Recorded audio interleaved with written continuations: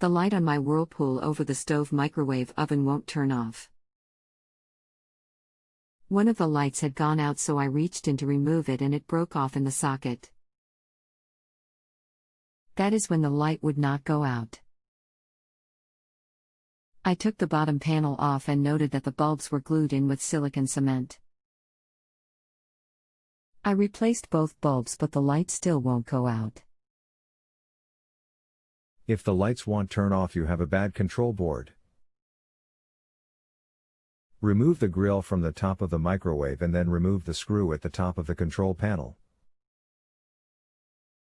Now lift up on the panel. Now you can replace the control board. If the control board is out, where do I get a new one? The model number is MH6130ZEC1, manufactured in 2000. If you have a home improvement or appliance question and want to chat with an expert now, visit justanswer.com/YTHI.